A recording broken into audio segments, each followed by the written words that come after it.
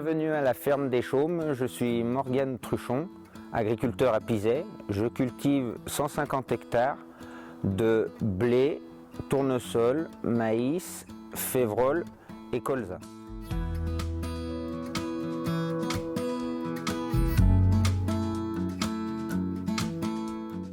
Le colza est une plante qui se sème entre août et septembre et se récolte l'année suivante, au mois de juillet. Son cycle de croissance se fait donc tout au long d'une année. Les graines de colza sont très petites, elles ont très peu de réserve en eau.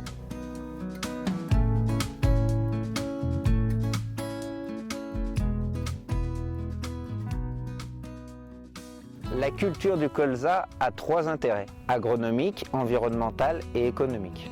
D'un point de vue agronomique, elle me permet de diversifier mes cultures. J'implante mon colza sans aucun travail du sol, comme par exemple ici, je l'ai semé à la suite de la moisson du blé. Le non-labour favorise la biodiversité du sol avec une augmentation des populations de vers de terre. Le colza a aussi d'autres avantages d'un point de vue environnemental. C'est une plante qui couvre le sol en automne et en hiver, ce qui évite l'érosion des sols. Le colza limite aussi le lessivage en captant l'azote, ce qui limite les nitrates dans les nappes phréatiques. Au printemps, il fleurit et y apporte une source de pollen non négligeable pour les abeilles. À la fin de sa croissance, le colza peut mesurer 2 mètres. Il constitue un refuge pour les animaux.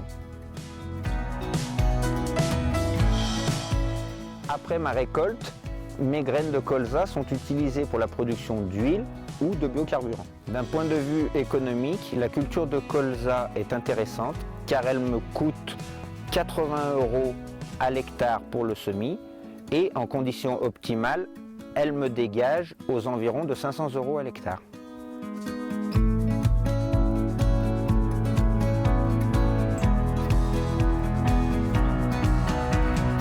Tous ces avantages peuvent être atteints uniquement si les conditions météo sont favorables. La graine de colza a besoin d'humidité pour se développer. En cas de sécheresse, la plante meurt. La sécheresse de l'été 2020 ne m'a pas permis de réussir mes semis. Personnellement, j'ai fait le choix de ne pas irriguer car pour mon entreprise, l'investissement est trop conséquent. Si les conditions météorologiques ne sont pas favorables, le coût de semis reste à ma charge et je perds ma récolte.